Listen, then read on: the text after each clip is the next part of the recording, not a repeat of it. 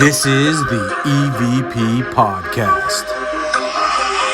Welcome to the EVP Podcast. I am your main host today, Madam Hicks. Just kidding. I'm just the third wheel host, but I'm very happy to be here. I'll just sit this one out. I'm Beaker. And I'm Ghosty. Welcome, everybody. Well, as you can see, we have Madam Hicks back with us again. If you're watching on YouTube, you can see it. If you're listening on anywhere else, you can hear it. You can see it in your head. What if you're like me and you can't picture things? Wait, what? That sounds like a ginger problem. No, it's not. Back up. You can't picture things in your head? Not really, no. How does one get this gift? Because I feel like my anxiety would go down a lot if I was able to block that. I don't know. I've never been able to visualize things in my head. When people are like, picture this, I'm like, oh, okay. Really? First time I did guided meditation, they're telling me like, imagine a tree and the roots growing, and I just see black. I don't see anything. See, even when you just said that, my brain went, bloop, and like there it was. Yeah, I can't do that.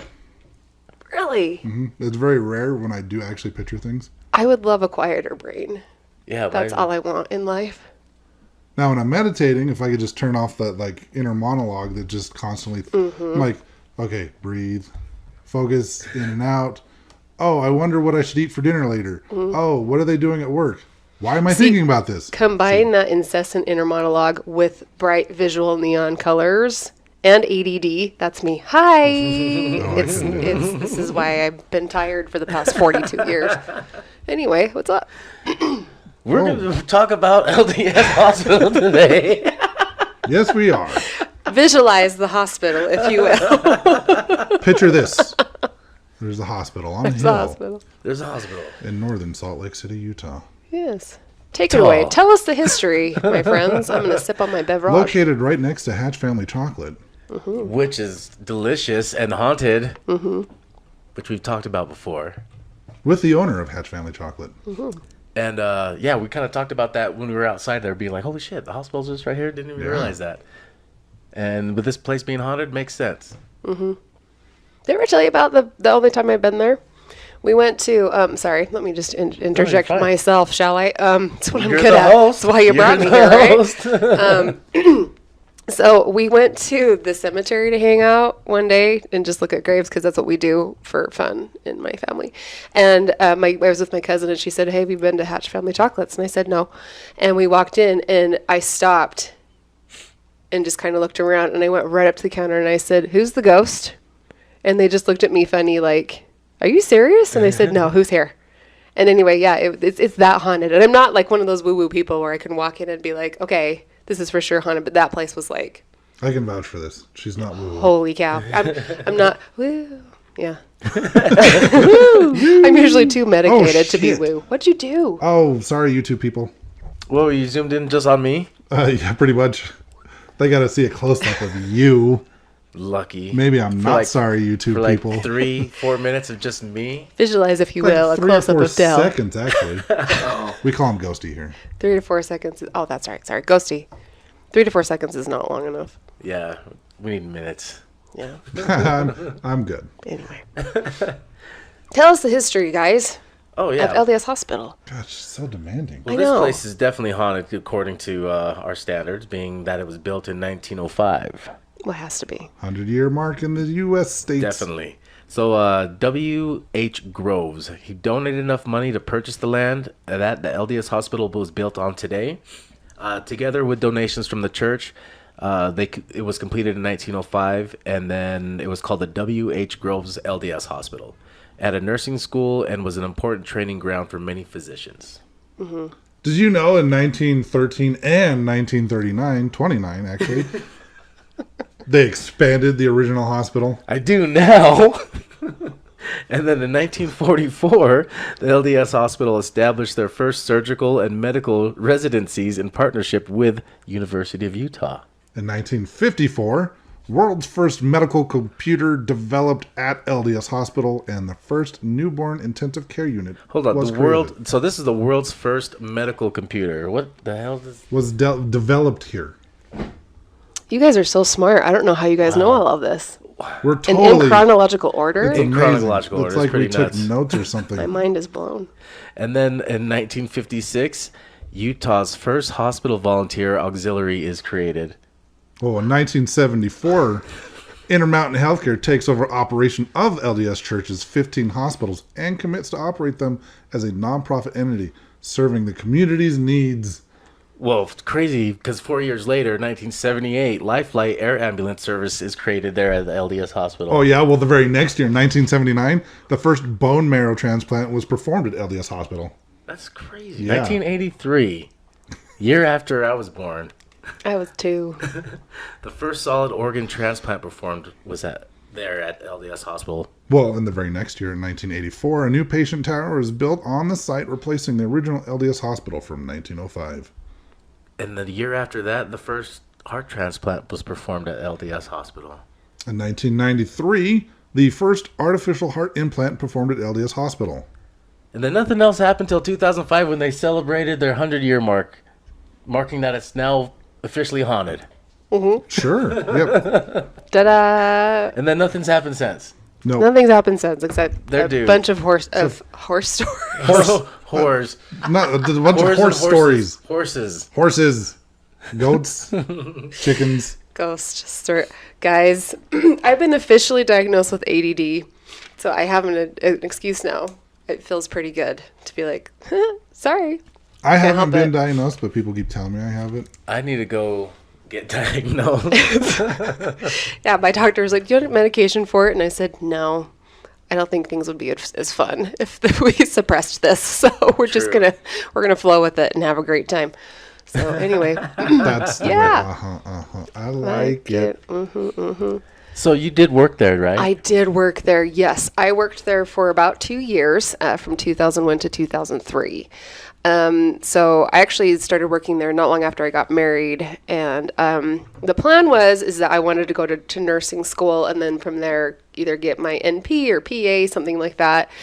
And but then, as it happens, my husband and I only had enough money for us to send one of us to the full extent of the college life, and by the time he finished, I was pregnant, so never did get to go back. But the plan was to go to nursing school, so I got my CNA, and I was working on. I actually worked on 2 floors. I worked on the West 6 surgical floor, and I also worked in labor and delivery. So yeah, I can. And for your listeners who have heard the stories before, I have told a couple of stories of when I worked there, but I'm going to go a little bit more into depth on those. But also talk about other places of the hospital that I didn't necessarily have ghost experience. Where the hell is the camera? Is that the camera? That's the camera. I'm like a fly look or a at moth. I look at the light and I'm like, nope, that's not the camera. Yeah, you definitely up, guys? don't have ADD. Nope, sure don't. The red light. Guys, The I red don't light. see the red light. What? It's the That's the okay. So. Oh, it looks like a halo from here. So there's the red light. Well, okay, now I There's see it. The lens for all of you Now on I YouTube. see it. Yay. Okay, there you are. Sorry, guys. It's like moth to the flame. I'm like, I'll just look up there. You can look at the ring light. It's okay. I don't. Have you you- look at the ring light. have it'll you still the look like wing? you. Anyway, Mallard. Marriage is what So- brings us here together. Yep. We got a new puppy. His middle name is Physic. Nice. Yes, That's because from Princess Bride. he's a great Dane, so we had to get a giant name in there somewhere. Anyway, he's really cute. You guys should come see him. Anyway, yes. So that is a small introduction. So any questions thus far, or do you want me to just keep talking? You would have worked there at the same time my mom did. She actually Really? worked in the nursery at Okay, LDS I worked Hospital across the hall from her for a little while. like 30, 40 years. Really? Yeah. I did like the nursery area. The difference between the labor and delivery area, like the feel, the energy of it. I told you I was going to sit on my hands. I can't do it. let him No fly. one's complaining. Let him fly. Do the hand Well, thing. last time I was like whacking the side of the microphone on the table. I will try not Shit happens. to. Keep him No out here. one's Just wave judging. him out. This is I like- break things. This is a safe place. No one's I'm judging 42. you. And look at me. Anyway, see. On cue.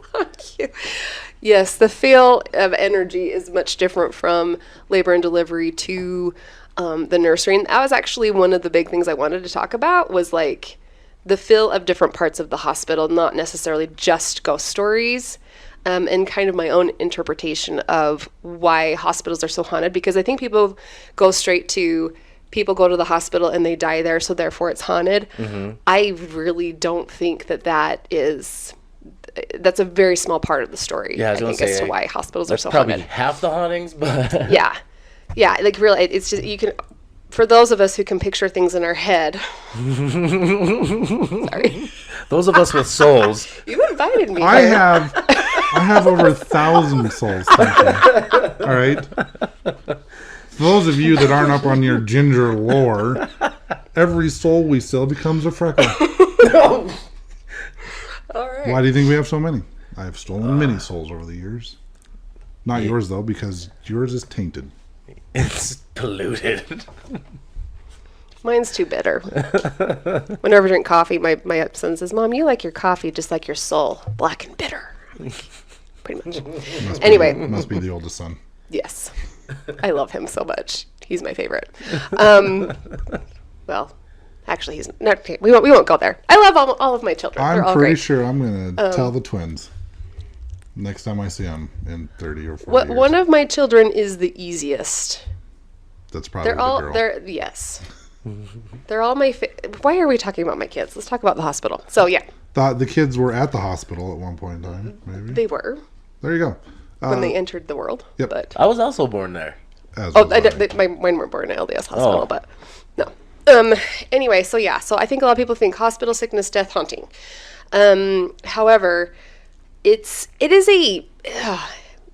I don't know a lot of people. You work at a hospital because it's kind of your passion, like medicine. And I come from a whole family of doctors, nurses, anywhere from surgical to psychiatric stuff to lots of nurses. And so it's kind of in my blood. Like when I walk into a hospital, I actually kind of feel like I'm at home. And I think that's because my dad was a physician and I used to go to the hospital with him a lot.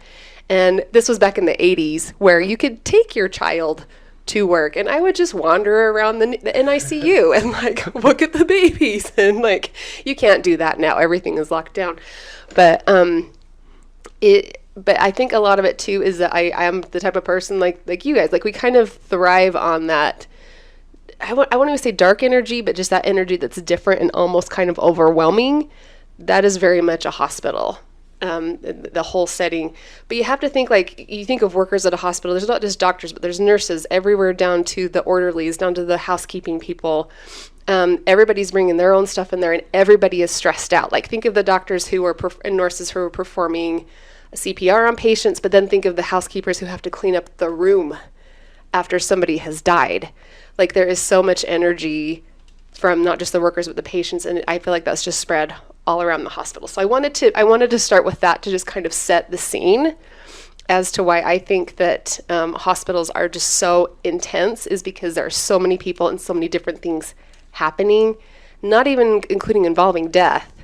But also I did want to talk about death, like the difference between a death that you kind of know is coming and the patient knows they're dying, that's peaceful, and then the traumatic ones that are unexpected. Yes. Very much different types of spiritual experiences that happen between those two, which I have witnessed both. So anyway, questions, comments, witnessed concerns one of this those far? things. Yes? At LDS Hospital, actually. But do tell. Well, my grandma, so this is early 2000s, she had fallen and wasn't recovering. And so the whole family, like everybody, kids, grandkids, everybody was coming to visit her in the hospital. And I walked in the room and just started bawling and turned around and walked back out. I didn't even get to say goodbye to my grandma because it was just so hard for me. Keep in mind, I was probably like 18, 19 at the time. So you were just figuring out Yeah. But I remember one of my siblings asked, they're like, do you think she knows that she's dying? And I might have been the one that said this, or somebody said it. But we're like, well, yeah, obviously, like wilds. I mean, you see all these people coming in the room. Yeah. You just kind of put two and two together. Didn't happen to all show up on the same day. Right. Yeah. Like, most people don't get visits from the entire family at the hospital if they're going to pull through, you know what I mean? Yeah. So that one was tough. And she was, I think at the time, my last living grandparent. And that was over 20 years ago. Yeah. Yeah. And again, it's a totally different, and I've experienced that in my own family too. When Kevin's father passed away, we knew that he was going to pass away, so we all went and gathered around him. And it's sad, But there's a different type of devastation as to like watching somebody code where they weren't expecting them to code and then them dying and there's no family there and there's just a rush of workers and people and they're stressed and oh my gosh, we got to save these people. And then when it doesn't work, then you have to bring in the emotions of the family because then and it's, yeah. And I think that is the soup that makes hospitals so haunted. I do not think that it is the peaceful, expected deaths and things like that. I think it's the stress from the sick people coming in. I think it's the stress from the unexpected deaths. I think it's a lot of it. Hauntings are from, and I'll talk about the morgue in a little bit. I think that people, when they don't expect to die, and if anybody remembers the story about my grandpa, where I felt him come visit me the day that he died, and I was like, Grandpa, you died, because I could feel his confusion. I think that confusion hangs on, and that's where hauntings are on, because they're just like, wait, what happened? Because they're just ripped out of their bodies. And they can't just leave peacefully. Yep, so. I'm going to agree with you on that one. I did ask Brandy about this, if she knew or had any experiences with the paranormal outside her normal being able to just see everything. And nothing like, because both of her kids were born there. Nothing out of the ordinary for her, more or less. She did say that in her experience, there is, a ton of spirits, obviously. And she said a lot of them are just spirits that don't even realize that they're dead. They're just kind of there. Like, I would assume in situations like that, and they're traumatic, like all of a sudden they're dead, So emergency room. Yeah, most likely. It's just people that are just like, the shock of it is all still new to them, and their spirits or whatever are still trying to process the fact that they're no longer alive. Right, because like a lot of the times they're just barely getting a pulse in the body. The spirit might have already separated and just kind of like, what the hell? Yeah. I think we've all heard and read too many stories to think that just because something has a pulse or they're being kept alive by machines doesn't necessarily mean that the soul's in the body. Because there's so many different unrelated stories, thousands upon thousands of those stories where people are like, nope, I was watching the whole thing, you know. So anyway, yeah, it's crazy. Yeah, hospitals. Yeah, if you just look at them as a big machine of just emotion, and then just the anxiety of not only the patients but the workers. And like I said, like we'd go in the morning and I'd scan my card and just take a deep breath and be like, hey, what's happening today? Well, didn't you work like long ass shifts, like 16, 12, well, sometimes 12, at least 12 and a half hour. But yeah, there were times we worked 16 to 18 hour shifts. Damn.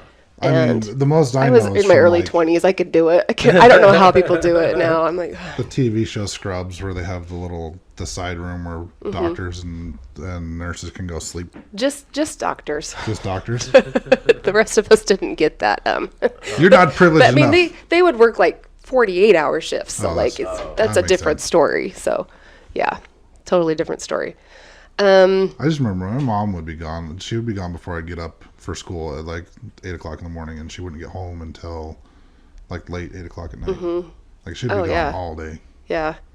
And especially if you worked an overnight shift, man, because you're already so tired, you would just be like this, and then about 3 o'clock in the morning, all of a sudden your second wind hits, and then you're just like, go, go, go, go, go, go. And then the second you get home, you're just like, oh, you're dead. It's exhausting.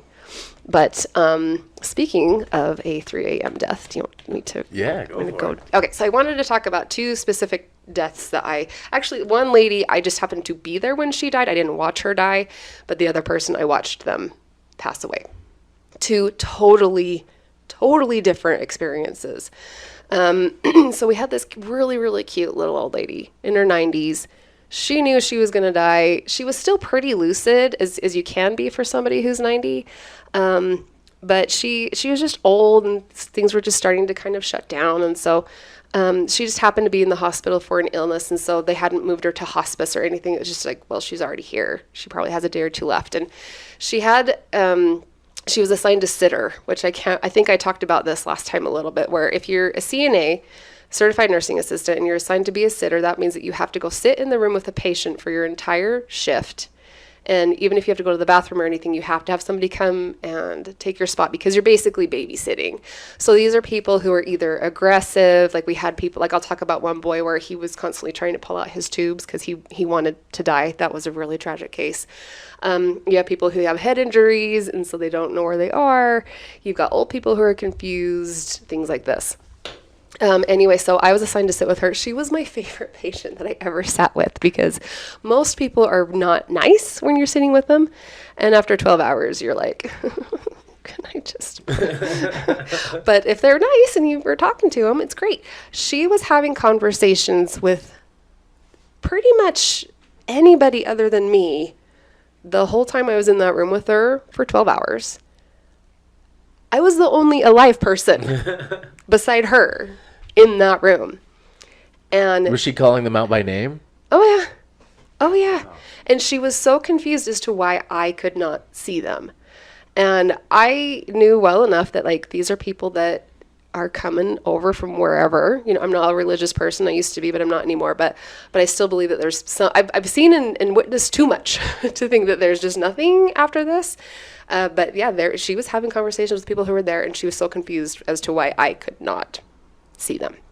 But she was very at peace with the whole thing. She knew that they had come to get her. She was talking about lights. She was talking about, oh my gosh, my grandpa's here. You know, this is a 90-something-year-old woman. Like, the only way that grandpa can be there is if he's there in spirit. Uh-huh. And it was so sweet and so peaceful. And then when I had heard that she'd passed away, I think it was the next day, and I was working another part of the floor, and I was like, oh, you know, it was so peaceful, and it was okay. And like her family had come to say goodbye. And, you know, even when my own mom died, when she passed away, it was not tragic.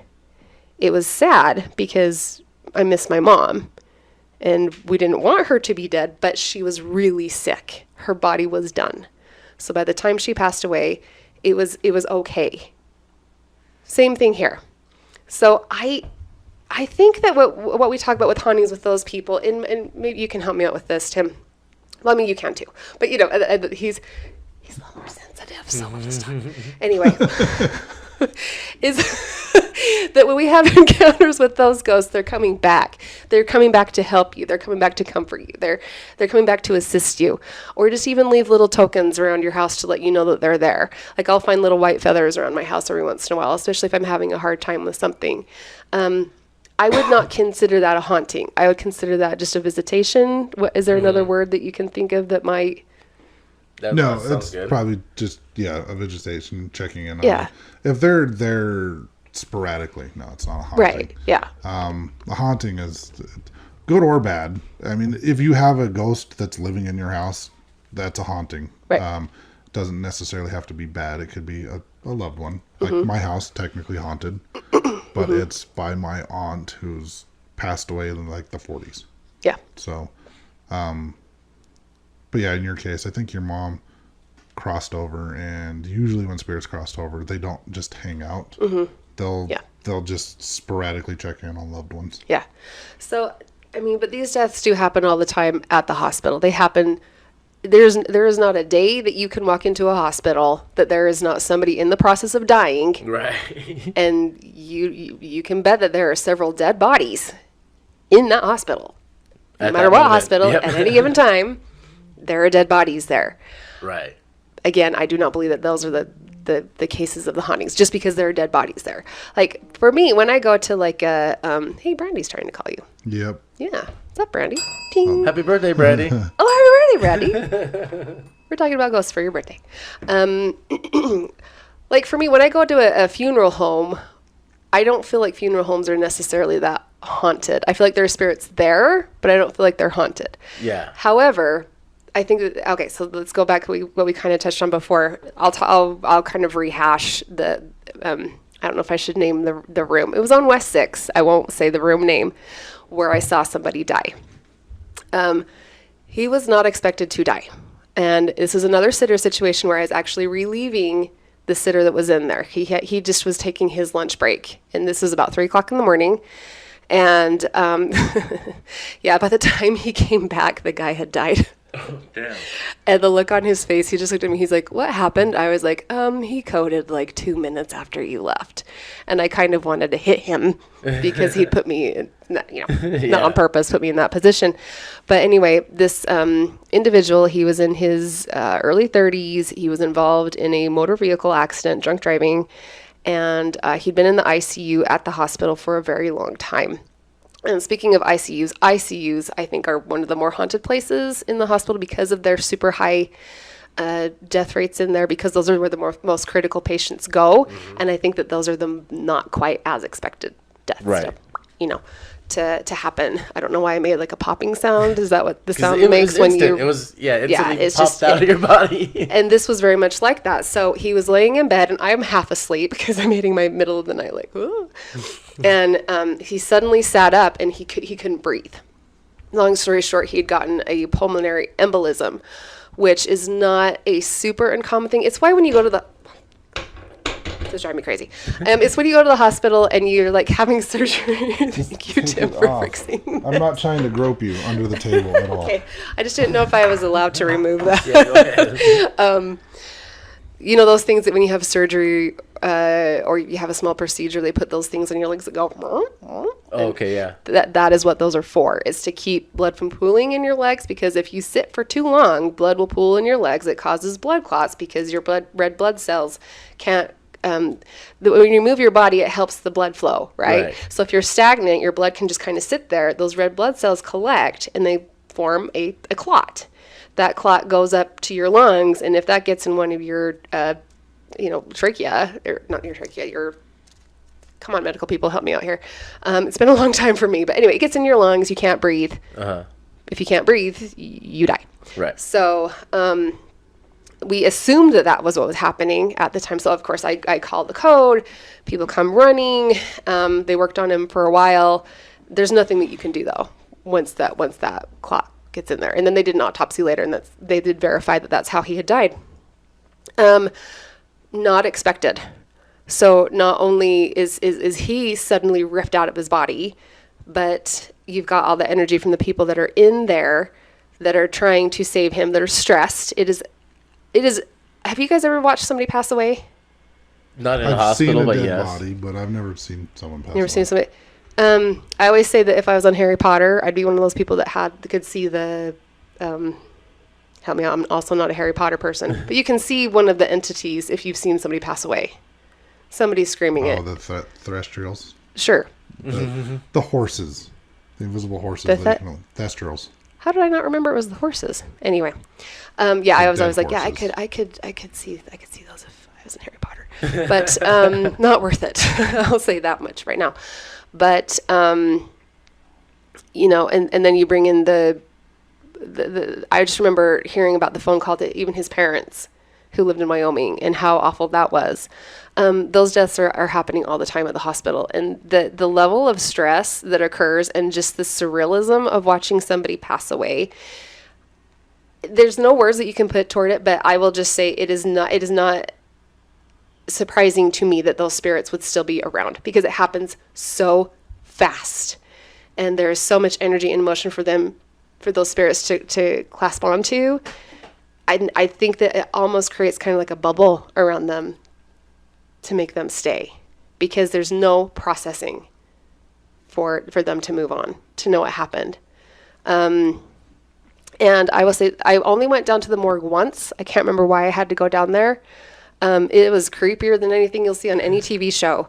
Why do they have to do that? Can't they have it not be that ugly 70s green tile color? Can they They left it like that for the creep factor. They don't want put it to a be nice a light place. fixture and maybe a portrait of flowers on the wall, something, anything. That flickering fluorescent light. Seriously, come on. I think more morgues need fake palm trees. Seriously, something like that. I don't know. Play Enya? I don't know. But Enya? It was, I don't know, just something to brighten it up a little bit. Make it seem like you're at a massage. Well, I mean, there's body manipulation going on. Maybe we don't know. Postmortem massage. They don't do those kind of massages there. Well, I won't go there. the postmortem massage parlor. There's no happy ending.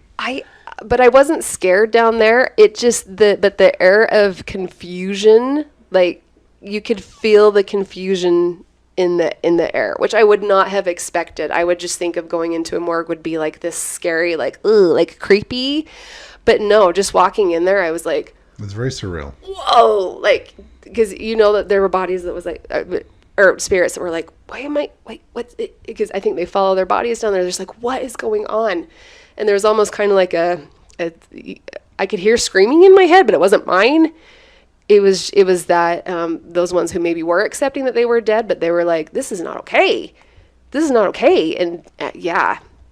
So I think that that's a very haunted area, but not in a, Fear Factory type scary way. Right. Just more of because I think emotion can be way more scarier than just a dead body or, Right. Well, yeah, spirits feed off of emotion, or they create that emotion.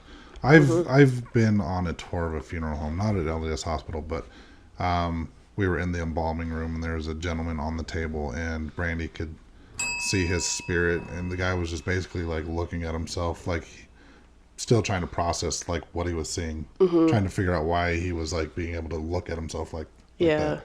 So I can only imagine in a hospital where it just probably happened. just happened. Yeah. Where you have all that tragic energy going on, and it's all day, every day. Yeah, it's constantly going on. It's especially in those bigger hospitals. Like, it's kind of crazy. Every time I even drive past a hospital now, it's just all like images just flash through my brain of just like what could be going on there, because you got life coming in, you got life going out, and everything in between. Just so much stress. You get people getting diagnosed with terminal illnesses. You've got, it's soupy. Yeah. So you mentioned life coming in. I was going to say, obviously baby's born at a hospital, right? So I don't think it would be a stretch to believe that that's a possibility that loved ones that have passed on before that they were ever born are there to kind of help bring them in. If that makes sense. So you're going to have like positive on that side as opposed to all the negative on the like traumatic death. Obviously, like you're going to have all the sadness that comes from like my situation where I talked about like my grandma passing away and the whole family coming in. So you can have, it's just a cauldron of emotions just going on. It's the perfect brew for being haunted. Yeah, well, I mean, that can segue right into when I worked down in labor and delivery for a little while, and I was talking about how it's totally different in the nursery, because who's over in the nursery? The moms who had successful deliveries, the moms who had live births. If you give stillbirth to a baby or your baby is lost, they don't send the mom to the nurse. They send her, if she needs more medical care, she goes to a med-surg floor or she goes somewhere else. So the other area, that's pretty much happy. So just even walking across the hall, when we would take the new moms and the new babies, one of my jobs was to push them over to their new room. And everything just felt very pink, just very, just happy. I felt like the labor and delivery area was one of the top 3 haunted areas of the hospital. Mostly worked there at night. It's a harder area to get a job in. So when you're a newbie, you get the night shift. It's just part of it.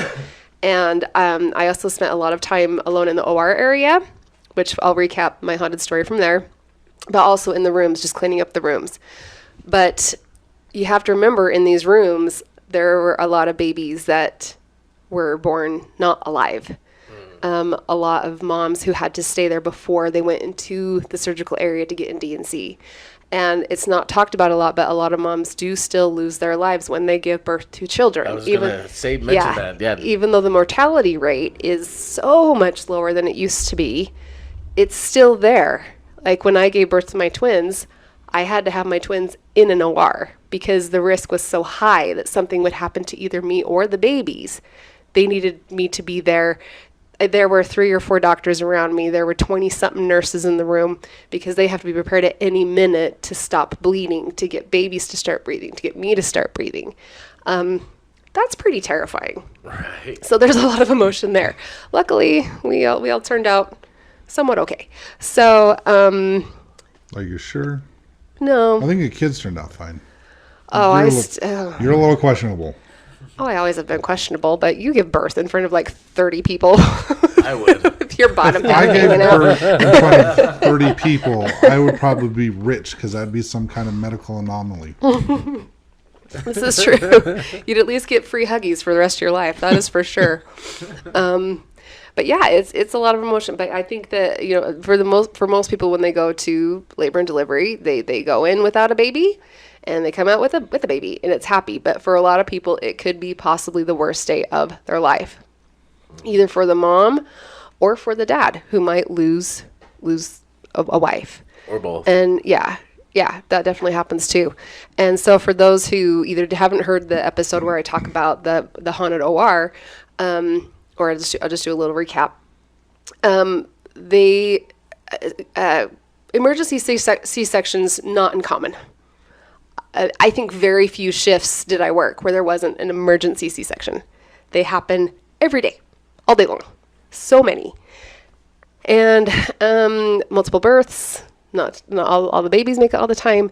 I have walked into the OR, and sorry if you're queasy, go ahead 10 seconds, where there was blood all over the OR. Like splatters? All over. Because they've got to go in there so fast to get the babies that mistakes happen. Things happen. Anyway, the word on the street was that the main haunt back there was a mother who'd passed away during childbirth. So talk about passing away during a heightened emotional time. Plus, if that baby makes it, then they don't get to be with their baby. So there's going to be some sadness and anger there, I think, also. And that's kind of what I felt when I was back there. I wasn't told that it was haunted before I started working back there. It wasn't until I mentioned it to one of the nurses. I was like, man, I am not comfortable back in the OR. And like I said, I was back there by myself during the night shift. So when I was back there, I wasn't cleaning up after scheduled C-sections. They don't do them at 2 a.m. They do the emergency C-sections at 2, 3, 4, 5 a.m. And just never felt okay. And I was talking to one of the nurses one night, and she's like, yeah, none of us will go back there by ourselves. And I was like, come again? And she said, yeah, weird stuff happens there all the time. Stuff will move by itself. Lights will turn off by itself. And I was like, great. And so she was like, good luck, basically, because I have to go back there by myself. And I can't be like, well, you come with me. Like, will you come hang out with me while I clean? It doesn't work that way. And anyway, so yeah, just to recap, my scariest experience back there, cleaning up just a regular OR C-section, like it wasn't anything super gross. And we had really, really tall carts, several shelves. They were square, I'm guessing 4 feet by 4 feet, something like that. Heavy, on wheels. It has all of the surgical equipment on it because they use so much. And then my job is to go in and not just clean up, but restock everything, like to the hilt, so that they never, because if they're in the middle of a C-section and they run out of something, or there's not something in the room that's supposed to be in there, the hospital gets sued. So I had to be really on top of making sure I had everything. Anyway, was stocking stuff, turned around to get something off of the cart. The cart wasn't there in the room. It was gone. These are big OR suites. It's bigger than, I know the audience can't see how big of the room that we're in, but quadruple the size of this room if that cutout wasn't there. They are big rooms because you have to have a lot of people in there moving around each other. They're not small. They're not tight. And there's one door, and one door in and out. And so I had pulled the cart pretty much to the middle of the room with me. So to turn around and have this cart not be there, your first thought is, okay, am I hallucinating? Because I swear I grabbed it. Plus, I just took stuff off of it. What the hell? Like, do I need more coffee? Like, what is going on? And I go out into the hall, and not only is it in the hall, it is moving down the hall by itself. This is but on a flat floor. This is a big, wide, I think that there were, like I said, this is over 20 years ago. But there were several surgical suites, and they were on either side. So this was a big, wide surgical hall, tile floor, and it was just taking itself on a walk. I don't know if you know this. Down the hall. But they used to have remote control carts, and it was just a nurse driving it. That's what it was? With magnets. Cameras. Over 20 years ago. Yeah. The technology existed. Mm-hmm. I'm sure that's what it was. Yeah. There was no way of spirit. It was was someone playing a joke on you. There was imagine like a little person that was like underneath it, like slowly crawling on the floor, like lifting up their back like a turtle shell. I hope it was just a spirit playing a trick on me, or maybe it was the ghost of a worker that had worked there, and it was like, hey, we gotta clean this room. No, I don't know. But thank goodness I just was so tired that I was like, I'm just going to keep going. So I walked down the hall, I grabbed it, I turned around, and I just took it back to the room. Not today, Ghost. Yeah, I just was like, I don't even have time. I don't have time for this shit. To even process this right now. I just have to get this OR done so I can get back to cleaning the rooms in labor in the labor delivery area. So that was my biggest OR experience, and of course, like felt creepy from there on out. But even the rooms, even the delivery rooms, they felt much more full always than just the people in there. And I think that you nailed it on the head, where you've got so many spirits in there, and maybe some jealous ghosts who are like, why does this woman get to have this gift and I don't? It could be even like, visitations from past loved ones witnessing the birth for of the family sure. member too. Yep, for sure. Yeah, absolutely. But yeah, that area was she was thick. Insert joke here. Like a milkshake. But yes, but yeah, and I think it is because it was a high traffic area, and the deaths that occurred were all traumatic. Every single one. There's no like expected okay death in labor and delivery. They're all real bad. So, but yeah, then you'd walk across to the Pink Valley on the other side, and it's all rainbows and butterflies. Different. Yeah, it was crazy. totally different. Anyway, questions, comments, concerns before I continue on? No. Continue on. Okay. Do it. All right, let's talk about some of my favorites. Speaking of operating rooms, I will talk about just real fast. I never went into any of the main operating rooms where they do heart transplants or whatever, because they did a lot of those big surgeries there. They don't as much now. Now it's mostly focused on like cancer and women's services up there, because they have built the much bigger hospital in Murray that was being built when I worked there. So at the time, LDS Hospital was like a main entity hospital. Now it's just sort of a side specialty hospital. Yeah. But I remember walking down the hall. Again, I don't remember why, because that was not the normal area that I was in. And the person I was listening was saying, oh yeah, he's doing a heart transplant. And boy, the energy coming off of that room, like just even the stress level. And I could be just blowing smoke here, but I really think that the patient was not even in his own body at that time. Probably not. And I think that there were people not even beating. Yeah, I think there were people there with him, and it just felt like everybody was just like, Is he gonna come back? Yeah, just like I had to walk kind of quickly past that, because I was like, oh.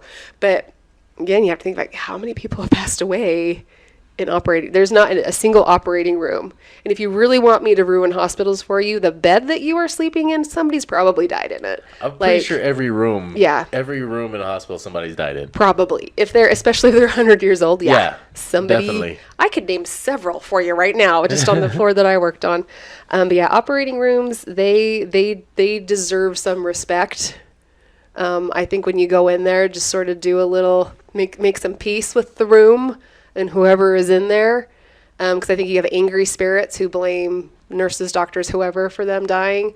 I think you have the people who didn't expect to die. And you have people coming to visit, to watch over, to make sure everything goes okay. Like I said, it's soup. Right. It is spirit soup, no matter where you go. I like soup. You like soup? It is soup season. It is. It is. It is Sweater weather. Turkey chili sounds really good right now. It's not soup, but it does sound good. I've had chili like 3 times this week.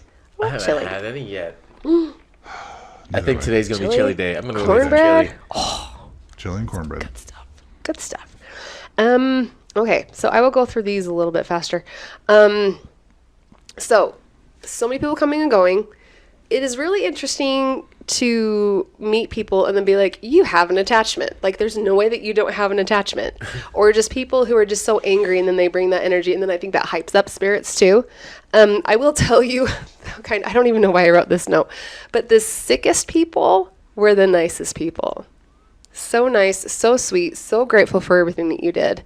The people that were there for like the ho-hum stupid stuff were the not so fun patients. if you want the best treatment in the hospital, kiss your nurses' asses because they are just do. It's not that they're going to take better care of you, but you will get that little notch up because they're going to take the best care of everybody. Unless you're that Eddie Redmayne guy that he played, the actor Eddie Redmayne that played the nurse of death, the guy that, what was he called? What was his name? Are you talking about Dr. Death from Texas?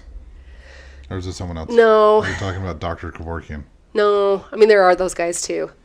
No, what was his name? I can't remember the nurse's name. Anyway. But I don't know. Even those nurses, I think that if you were extra nice to them, he wouldn't shoot you up with insulin and kill you. I don't know. Just a thought, because that's where my brain goes. Sorry, I'm really morbid. Moving on. But yes, be nice to them because they are dealing with all of this shit. It's awful. Okay, so depression. A lot of depressed people at the hospital. Can't imagine why. Well, yeah, but like if you walk past a psych ward, it's scary. That is a scary part of the hospital. Did they have a psych ward there? Mm-hmm. They did. I never went in it. I walked past it a few times. It's funny. A lot of these areas, I'm like, I just walked past it, and that was enough for me. I didn't need to go in. I didn't need to do anything. Like all these places you're describing, I'm just like, I want to go to there. I would now, but yeah, it's that area. We've talked about this before too, where I think a lot of mental health things, I think a lot of people don't take into the account of either oppression or influence from the other side. I'm definitely not saying that all mental health struggles come from that. I have a family, trust me, this is a big part of my life, is dealing with not my own mental health struggles, but my kids and, the genetics that have been shared with us. But if you have somebody who is just off their rocker and just violent and awful, I don't think that it is out of the realm of possibilities that there is an outside influence that is, that landed them in a hospital if you're in that hospital setting. And it's very dark. Mm-hmm. That whole area of the hospital felt just very dark to me. Very scary. I would rather go hang out in the morgue than go hang out by the psych ward because it just was just dark and scary, where the morgue was just more confused. That more confused feeling. But anyway, one such patient that would kind of fit into that category, actually two, there was a boy who, he was late teens, and he had a rough home life, which I don't know if privy is the right word I want to use, but I was a sitter for him one day, and he happened to have a very long psychology session while I was in there, and I was not allowed to leave because I needed to protect the doctor. Oh, damn. Yeah. Yeah, me. You gotta protect. I'm so scary. I know, right? You? I know. Security. I was a security. And I even asked him, I was like, do you want me to leave? And the doctor was like, hell no, you have to protect me. I was like, okay. Help me. Sure. I think I weighed like 110 pounds soaking wet at the time. They put you in charge of like juveniles? Like they did this kid. Anyway, my job as his sitter was, okay, if you're queasy, go ahead 10 seconds. My job was to make sure he didn't pull any more of his face off. Whoa, what? Uh-huh. It was sad. It was really sad. So what had happened is this young man, rough home life, which we won't get into, privacy stuff. He had attempted suicide, and he took the gun and put it here. He tipped it forward. Oh, so it missed the brain. When you tip it, I hate to even bring this up because it sounds like it shoots out your face. Tips on how to, you don't want to. Just think. This is not where I'm going with this. Wait, just think Edward Norton in Fight Club. Never saw Fight Club. I need to see Fight Club. But yes, when you angle it this way, like you said, Ghosty, it doesn't go into the brain. Even then, this is your personality part of your brain. This is not the keep you alive part. So either way, you're still going to be alive. But especially when you do this, it blows off this part. If you're on YouTube, just put your fingers in your eye, like the claw on Batman. That guy, whatever his name is, Bane. Yes. That part of your face is gone. Yeah. He sounded more like this. Oh, that's right. Well, me and all of my movies that I watch. Anyway, so that had happened. He had an eye left and nothing else. And he had been in the hospital for quite a long time. If you're queasy, go ahead like 3 minutes, okay? I think it's a little too late for that. A little too late? They're sticking around. Well, I'm going to get a little more detailed. Do it. So, not too detailed, though. I don't want to get in trouble because I don't know how extensive HIPAA laws are. But anyway, he had been in the ICU and they had tried to reconstruct his face as much as they could. And he removed it himself. And so, yeah, it was a little squinty eye and then a hole in his face. And so I needed to make sure that he wouldn't pick at that. And then also that he didn't pull out any of his tubes. But I have never, I'm not easily intimidated, shall we say. Back then I was a little more easily intimidated than I am now, but I'll just say that when he looked at you, I've never had anybody look at me like that, ever. And I dare say I don't think it was just him in there that was looking at me. Because if he, there's that old saying, if looks could kill. I don't say that lightly. I really think that was his goal in life, was to, if he could shoot daggers out of his eyes, to kill anybody. I've never seen such a dark look come out of somebody's face, because when you see somebody like that, the first emotion as a normal-ish, I'll have the ish to there for myself, human being, is to look at that person with sympathy and with love and be like, oh my gosh, how dark of a place have you been in where this is where you felt like this was your out? Could not feel that for him because he was doing all this with just pretty much an eyeball. That he could barely open. And I didn't care about the hole in his face. I didn't care about that. Like, stuff like that does not quease me out. Like, I don't get grossed out by, well, first of all, don't work in a hospital as a CNA if anything grosses you out. I'd seen gnarly stuff. That did not bother me. It had nothing to do with his looks. It had to do everything with his aura, black. I can't read auras. I know that Tim can, but I would dare say it had to have been black, like that Vanta black. And you bring something like that into a hospital setting, or if you bring somebody that vulnerable into it where you already have those types of entities there, it's just going to heighten it. Right. So and that's going to coming in with attachments, bring those attachments into the hospital too. Yeah. And so I think that can make a hospital setting that much more dark, which again, I think had to do with the psych ward too, is that and some of that stuff can maybe stay. Right. Because it feeds off probably the energy in the psych ward is really high. Yeah. And so they go over there because they see that there are these vulnerable people that can see them, because I think a lot of psych issues have to do with people's brain chemistry and their brains just being different, with them being able to see those things and feel those things, like those little kids who are like, Mommy, who's that guy in the corners? Because their brains are they're just built different than ours are when we're adults. And I know that I can see your brain working where you can explain this better than me. But nope. What are you saying? Anyway, it's been a great show, guys. We'll see. It's good. But I don't know if you want to expand on that, just how that dark energy can. Oh yeah, so seep. It's like the Black Death. So just trying to trace your energy back to like 20 years ago. There was 2 entities with that kid. I would not be surprised. At least 2. But here's the thing: is they do feed off the dark, negative, inhuman entities, or just even if they're human, if they're drawn to that type of shit, like that's going to invite them in. They may not necessarily have been there. And brought them to the point to where like this kid did what he did, or just people in the psych ward in general. I don't necessarily think that spirits could have made them that way, but I do think that something like that would attract a spirit to come. And who knows if he even had it before?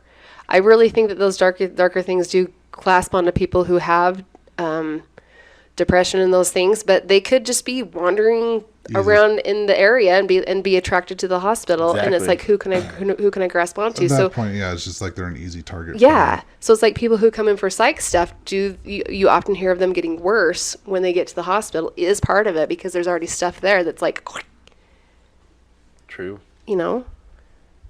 Well, and if you got a large gathering of people, and then those things are already there, like just because those people leave, those things aren't going to go anywhere. They're just going to stay there and work on the next person. Because it's easy pickings. It's like an ant at a picnic. Just why would you go anywhere else? You got a buffet. It's their Disneyland. Yeah, it's a great time. So here, riddle me this. So I had this other patient that I sat with. We actually didn't sit with, maybe once a month you had a sitting assignment. But this is just where I got to see the patients the most because I spent all day with them. We had this one lady, she was probably in her 60s. She went in for a routine surgery. I think it was just an appendectomy or something like that. And when she woke up from anesthesia, she was a completely different person. Beforehand, we were told by her husband that beforehand she was English, so she was very proper, very polite, just a very pleasant person to be around. When she woke up, she was the complete opposite Southern of all of that. Southern accent, just a bit. Same accent. She was all of a sudden speaking Creole. Yes, no, same accent, but she was awful, and she was one of my least favorite people to sit with because she was awful. Just so mean, so degrading, so not the same person. Could it be that when you go under anesthesia, you are taken to a place where you are completely helpless, and every part of your body is basically shut down so that you don't wake up while they're cutting into you. Could that be a more vulnerable physical state where if there is just a really, really nasty entity for them to be like, Yes. So let's say, what kind of surgery is that? Is that? I don't know what that is. the appendectomy? Yeah.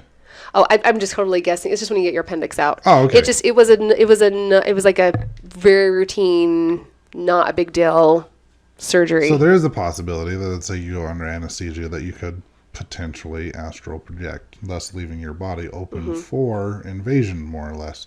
I have seen it with someone I know where they've had instances where spirits, and in my opinion, it would have to be an inhuman entity that's never had a body. I don't believe, in my personal belief system, human spirits cannot possess another human body. It's just not possible. So if she was like astral projecting and was kind of out in the nether or the further or whatever you want to call it, and something happened to be walking by and they go, oh, hey, this is open. Here's an open vessel. I'm going to jump in. Maybe, yeah. It's 100% possible, in my opinion.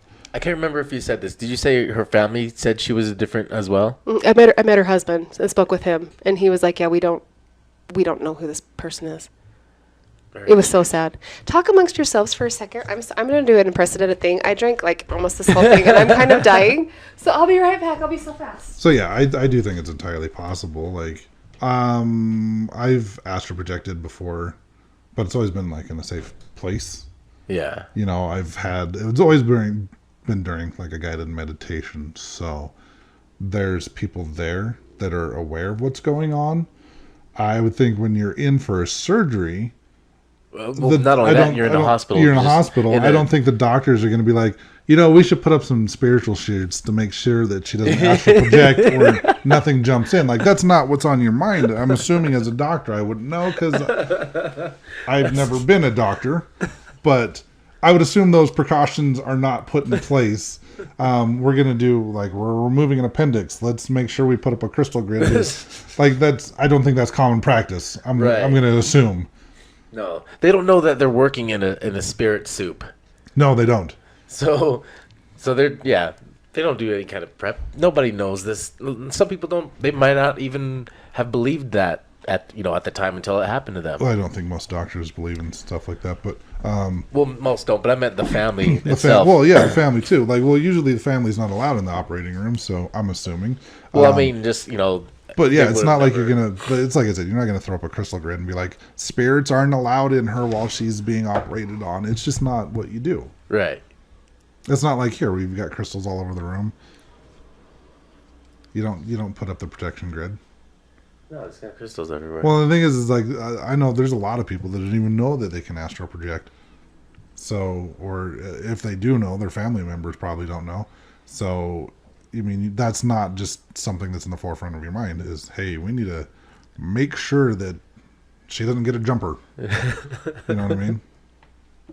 Yeah. Sorry, I'm back. Sorry, guys. I was dying. I was like, I'm not going to make it. Speaking of labor and delivery and the fun things that happen to your body. So, yeah, that makes sense because it's just a playground for vulnerability. And, yeah. Mm-hmm. So I think that explains a lot of the creepy feelings that you get. Not just this hospital, but all hospitals. Yeah, so specific stories. Did you even talk about like the hard time that we had getting people to give us specific stories from LDS Hospital? Like the person I knew that was going to give me stories fell off the face of the planet. Yeah, and the one that I knew had a lot of stories. They wanted to get together, and I was like, guys, I'm going on a podcast. I don't have time to get together. But I did get a lot of responses when I asked, just on Facebook land, hey, tell me your stories. Everybody was like, oh yeah, who's worked there? Oh yeah, that place is super haunted. Okay, well, what happened? Oh man, stuff moved by itself all the time. We'd see images like either dark shadows moving that were unexplainable or in the shape of people, or we would see white mists everywhere. Things would stop working, like batteries would be drained from this, that, and the other. And especially at night, which makes sense. That's just kind of an unwritten rule in ghost world that's what happens. But yeah, I think because of its age, I think because of its history. Well, I think the church doesn't want any, or maybe because it's still an operation. Yeah.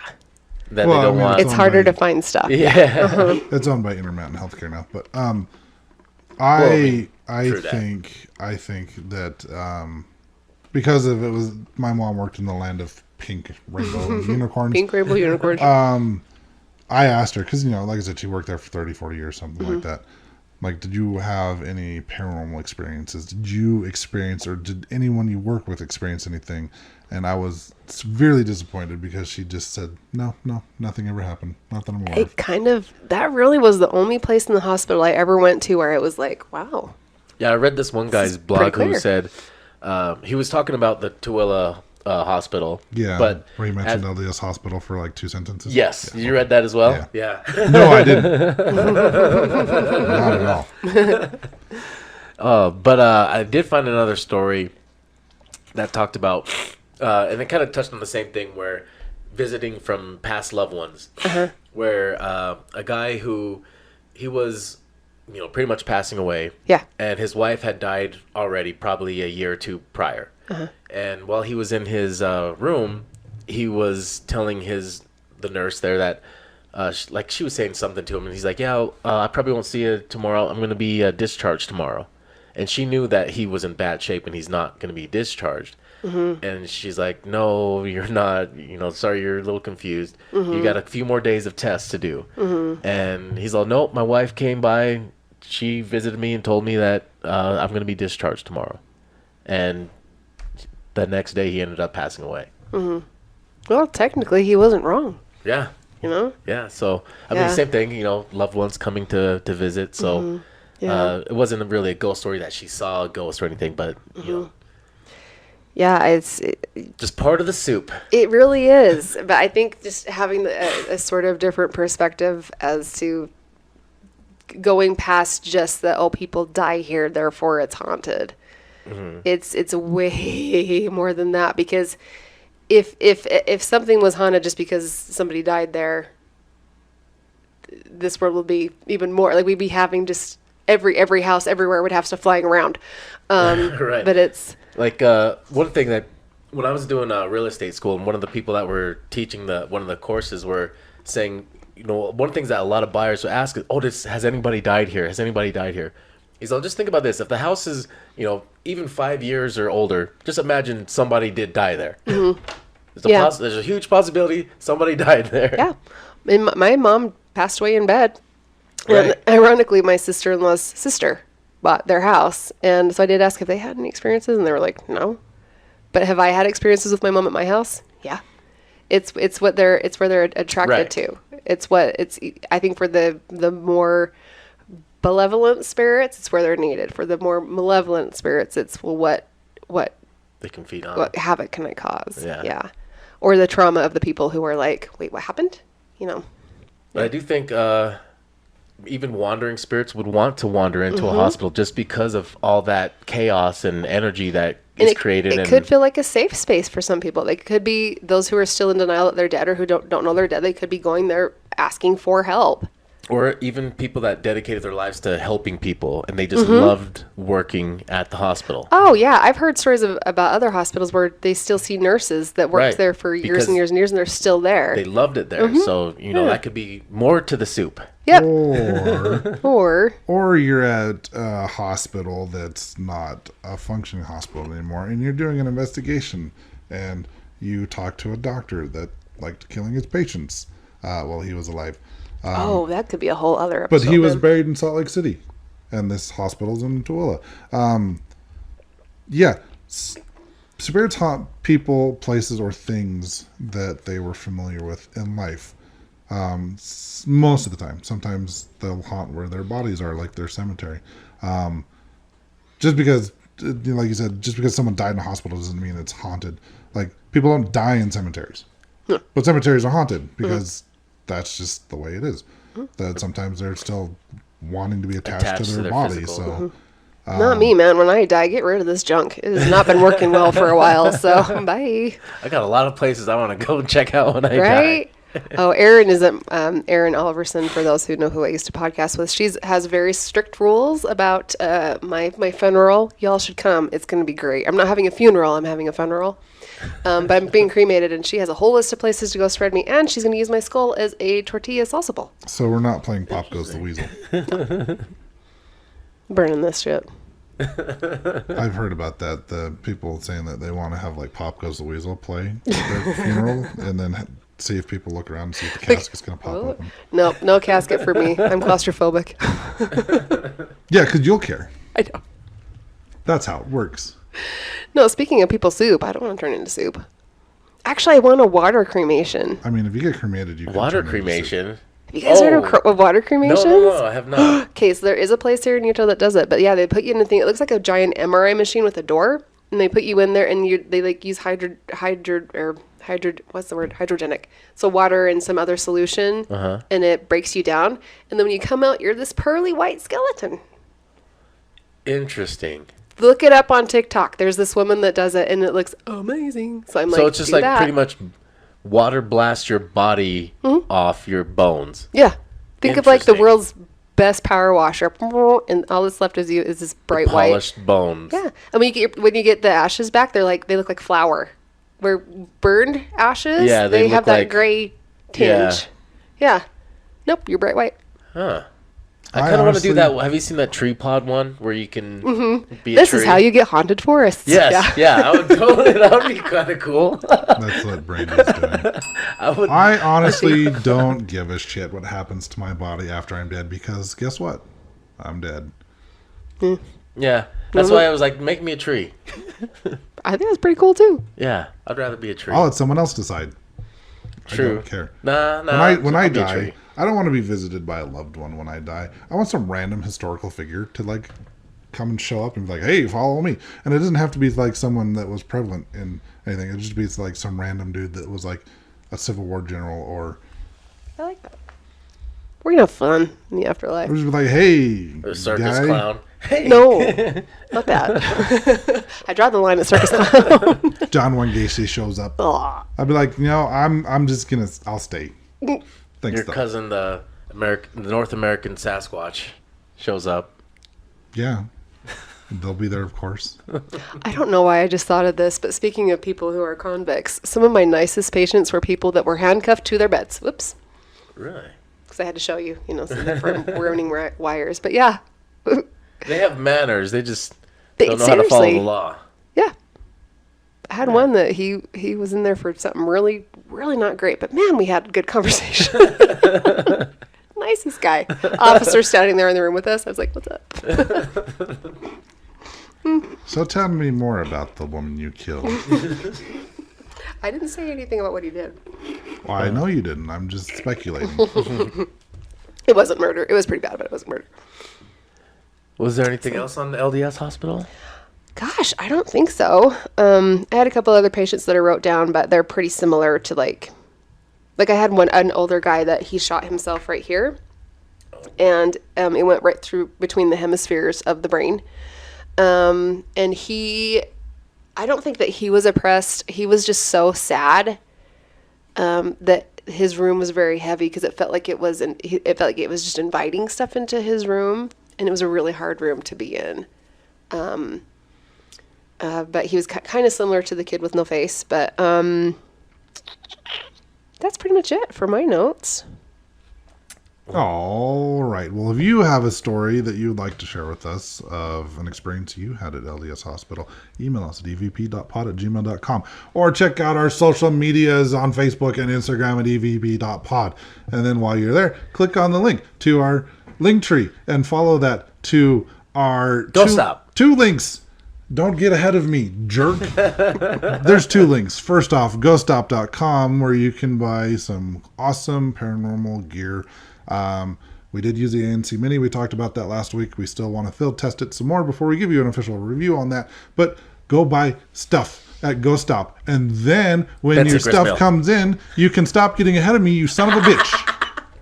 Yeah. After you get your stuff for ghoststop.com, join us on Friday, October 20th at Benson Grist Mill. Tickets are only $25. Hey, you should go. It's a cool place. Hell yeah, you should. It's spooky season. And also, can I put out a plug that if anybody has a Haunted Lake Tahoe or Haunted Lake Lanier story, it sounds like that will be the next topic that I am helping y'all out with. Yes. Because those are the 2 haunted lakes I visited this year. And it's fantastic. But if anybody else has their own stories, it's better to get your guys' stories than just me tell my own and then be like, and then we found this on Reddit. Like, yeah. Yeah, tell us your stories. Yeah. All right, everybody, Ghosty don't play that. Peace out, butterflies. Goodbye. This is the EVP Podcast.